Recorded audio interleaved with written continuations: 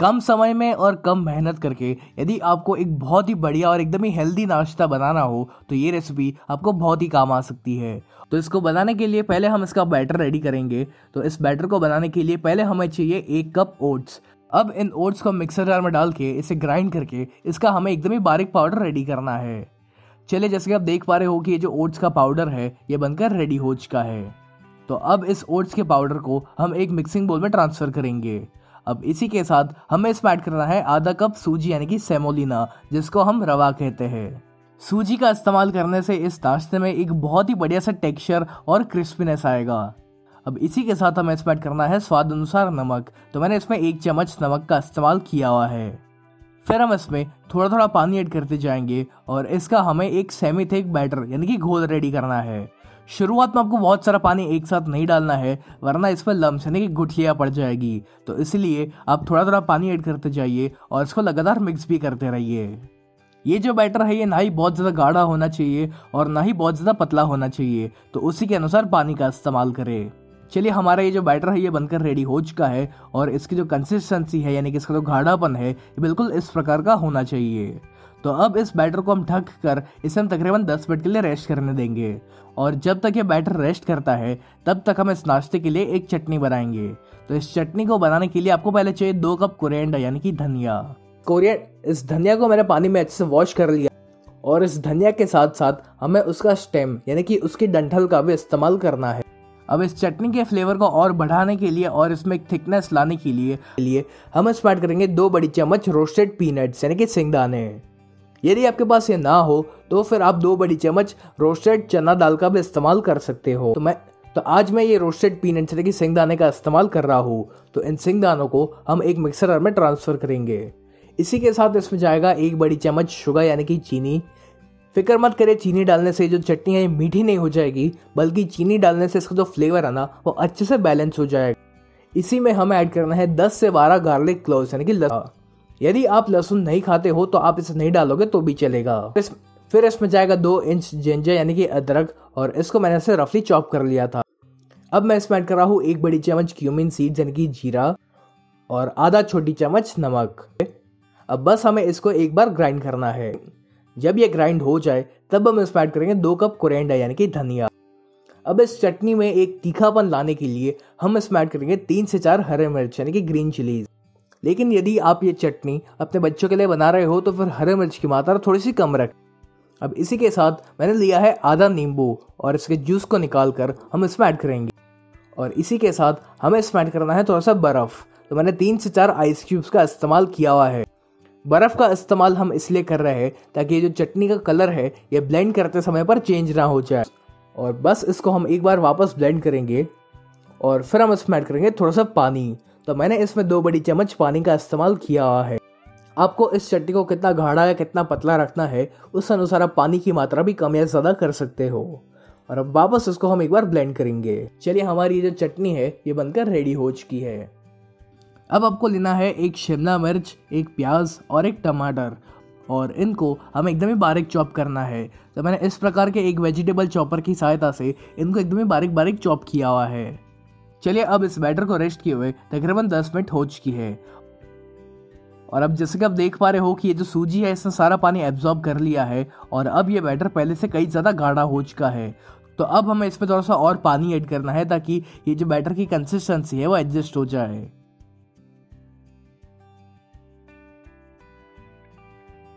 चलिए, अपना ये जो बैटर है ये रेडी हो चुका है। तब हम इसमें कुछ सब्जी ऐड करेंगे। तो ये मैंने लिया है 1 बड़ी साइज का प्याज यानी कि अनियन। इसी के साथ मैं इसमें ऐड कर रहा हूँ 1 टमाटर, 1 शिमला मिर्च यानी कि कैप्सिकम। आप चाहो तो इसमें गाजर, मटर या फिर मकाई के दानों का भी इस्तेमाल कर सकते हो। अब इसमें एक तीखापन लाने के लिए मैं इसमें ऐड कर रहा हूँ 2 से 3 बारीक कटी हुई ग्रीन चिलीज यानी कि हरे मिर्च। आपको इस नाश्ते को कितना तीखा रखना है उस अनुसार आप हरे मिर्च की मात्रा कम या ज्यादा कर सकते हो। फिर इसमें जाएगा 1 छोटी चम्मच अदरक की पेस्ट यानी कि जिंजर पेस्ट। अब मैं इसमें ऐड कर रहा हूँ 1 बड़ी चम्मच चिली फ्लेक्स। यदि आपके पास चिली फ्लेक्स ना हो तो आप थोड़ी सी सूखी लाल मिर्च को मिक्सी में डाल के उसे ग्राइंड कर लीजिए और आपकी जो चिली फ्लेक्स है वो बनकर रेडी हो जाएगी। यदि आप ये नाश्ता अपने बच्चों के लिए बना रहे हो तो फिर चिली फ्लेक्स की मात्रा एकदम ही कम रखें। और अब इसी के साथ हम इसमें ऐड करेंगे 1/4 छोटी चम्मच काले मिर्च पाउडर यानी कि ब्लैक पेपर पाउडर। और अब सबसे आखिर में हमें इसमें ऐड करना है थोड़ा सा धनिया। अब बस हमें इन सारी चीज़ों को एक बार मिक्स करना है। तो अब एक पैन में हमें बिल्कुल थोड़ा सा ऑयल ऐड करना है और अब इस तेल को हम गर्म होने देंगे। अब जो हमने बैटर बनाकर रेडी किया हुआ था, इस बैटर को हम बराबर बराबर हिस्सों में डिवाइड करेंगे। ऐसा हम इसलिए कर रहे हैं क्योंकि इसमें हमें इनो का इस्तेमाल करना है और यदि हम इनो एक साथ पूरा का पूरा बैटर में ऐड कर देंगे तो फिर क्या होगा कि जो इनो का असर है वो धीरे धीरे कम होता जाएगा और फिर ये जो नाश्ता है वो फूलेगा भी नहीं और सॉफ्ट भी नहीं बनेगा। तो इसलिए इस बैटर को आप किसी भी एक मिक्सिंग बोल में ट्रांसफ़र कर लीजिए और उसी के बाद हमें इसमें ऐड करना है इनो। तो ये मैंने तकरीबन 1/4 छोटी चम्मच इनो का इस्तेमाल किया हुआ है और अब इस इनो के ऊपर हम बिल्कुल थोड़ा सा पानी ऐड करेंगे ताकि ये जो इनो है ये फटाफट से एक्टिवेट हो जाए। और बस फिर हम इसको फटाफट से एक बार मिक्स करेंगे। आपको इसको बहुत ज़्यादा देर तक मिक्स नहीं करते रहना है वरना ये जो इनो का असर है ये धीरे धीरे कम होता जाएगा। चलिए मैंने इनो को इस बैटर में मिक्स कर लिया है। तो अब इस बैटर को हम इस पैन में ट्रांसफ़र करेंगे। ध्यान रहे कि इस समय पर आपका जो पैन है वो बहुत ज़्यादा गर्म नहीं होना चाहिए वरना अगर आपका पैन बहुत ही ज़्यादा गर्म होगा तो जैसे ही आप इसमें इस बैटर को ऐड करोगे तो आपका जो बैटर है वो इसमें चिपक जाएगा। मैं इस नाश्ते को थोड़ा सा बड़ा बना रहा हूँ, जैसे हम गुजराती हांडवो बनाते हैं बिल्कुल वैसा ही, लेकिन आप चाहो तो इसमें से आप बिल्कुल छोटी छोटी पैनकेक्स बना सकते हो। अब इसको हमें ढक कर इस हम स्लो फ्लेम पर तकरीबन 3 से 4 मिनट के लिए पकाएंगे या आपको उसको तब तक पकाना है जब तक इसकी जो नीचे की साइड है वो पैन को छोड़ नहीं देती। एक बात का ध्यान रखिए कि आपको उसको मीडियम या फिर हाई फ्लेम पर नहीं सेकना है वरना क्या होगा कि ये नीचे से तो ब्राउन हो जाएगा लेकिन अंदर से कच्चा रह जाएगा। तो इसलिए आपको उसको स्लो फ्लेम पर ही सेकना है। तकरीबन 3 से 4 मिनट हो चुकी है और अब जैसे कि आप देख पा रहे हो कि ये जो ऊपर की साइड है ये एकदम ही ड्राई हो चुकी है और अब इसने पैन को भी पूरी तरीके से छोड़ दिया है। तो अब हम इसको पलट लेंगे और अब इसको वापस ढक कर हमें इसे स्लो फ्लेम पर और 2 से 3 मिनट के लिए पकाना है।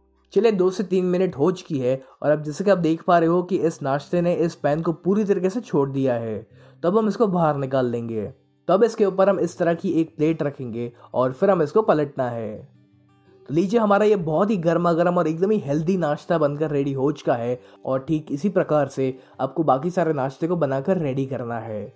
अगर आपको कोई ऐसा नाश्ता बनाना हो जो कि एकदम ही कम तेल में बनाया गया हो, एकदम ही हेल्दी भी हो, टेस्टी भी हो और जिसे बनाने में बहुत ही कम मेहनत लगती हो, तो ये मिक्स वेजिटेबल मूंग दाल इडली की रेसिपी को आप ज़रूर ट्राई करिएगा।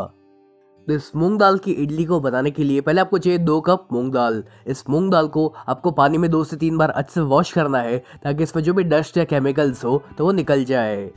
फिर आपको इस दाल को पानी में 1 घंटे के लिए भिगो कर रखना है ताकि अच्छे से सॉफ्ट हो जाए। यदि आपके पास 1 घंटा अवेलेबल ना हो तो फिर आप इस मूंग दाल को गर्म पानी के अंदर तकरीबन 40 मिनट के लिए रखिए ताकि फटाफट से सॉफ्ट हो जाए।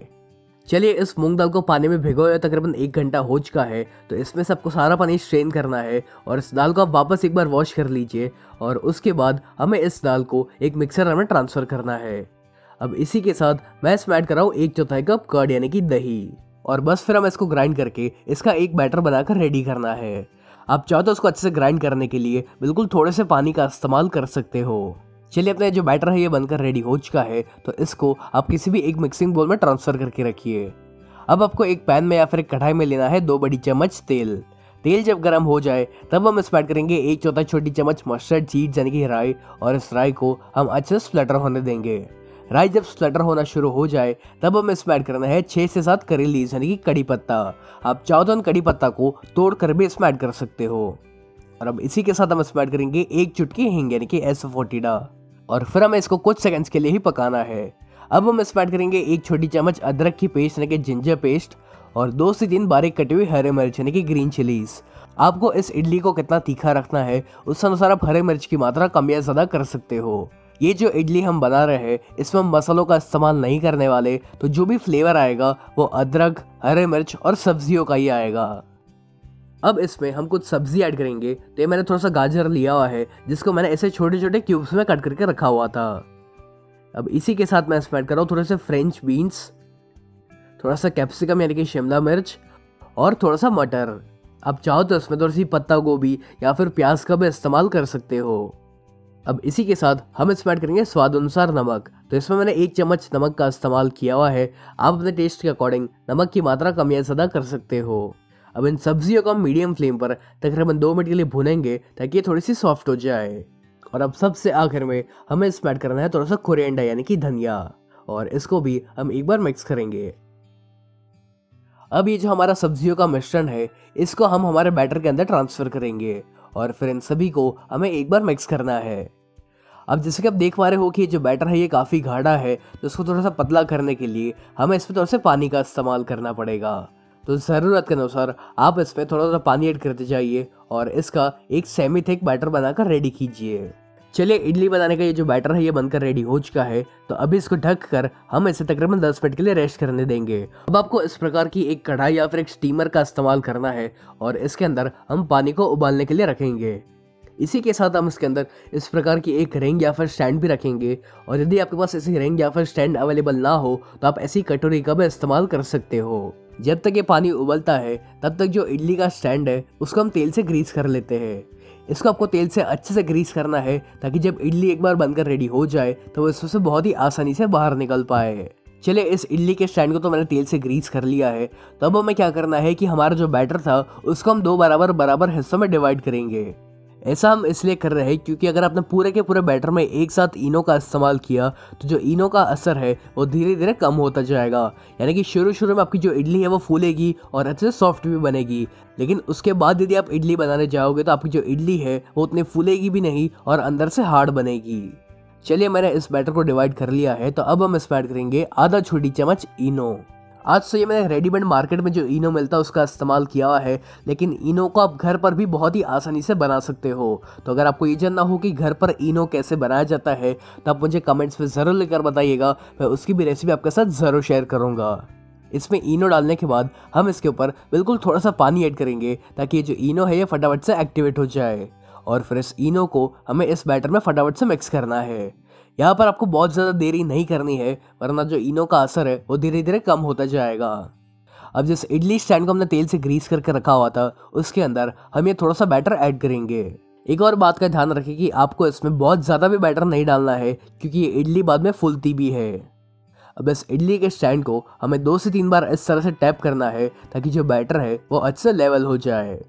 चलिए, हमारा पानी भी उबलने लगा है तो इसके अंदर हम इस इडली के स्टैंड को रखेंगे और फिर इसको ढक कर हमें इस इडली को हाई फ्लेम पर तकरीबन 8 से 10 मिनट के लिए पकाना है। चलिए, तकरीबन 8 मिनट हो चुकी है, तब हम चेक कर लेते हैं कि जो इडली है ये बन चुकी है या नहीं। तो जैसे कि आप देख पा रहे हो कि ये इडली काफ़ी अच्छे से फूल चुकी है, लेकिन अब पता कैसे चलेगा कि ये अंदर से पकी हुई है या नहीं। तो इसको चेक करने के लिए आपको इसके अंदर टूथपिक या फिर चाकू डालना है, और यदि आपकी टूथपिक या चाकू साफ निकलता है तो इसका मतलब ये है कि ये जो इडली है ये अंदर से भी कुक हो चुकी है। यदि आपकी इस टूथपिक या फिर चाकू के साथ थोड़ा सा बैटर भी बाहर निकलता है तो आप इस इडली को और 2 से 3 मिनट के लिए पकाइए। तो जैसे कि आप देख पा रहे हो कि ये जो इडली है ये बहुत ही अच्छे से कुक हो चुकी है, तब हम इसको बाहर निकाल लेंगे। अब इस इडली के स्टैंड को आपको पूरी तरीके से ठंडा होने देना है। यदि ये इडली का स्टैंड गरम होगा और आप इडली को निकालने जाओगे तो आप इसको ठीक से निकाल नहीं पाओगे। तो इसलिए जब एक बार ये पूरी तरीके से ठंडा हो जाए उसी के बाद आप इसको बाहर निकालिए। तो इस इडली को स्टैंड में से बाहर निकालने के लिए आप इसके आजू बाजू इस तरह से चाकू घुमाइए, और ये लीजिए हमारी जो इडली है ये बहुत ही आसानी से निकल चुकी है।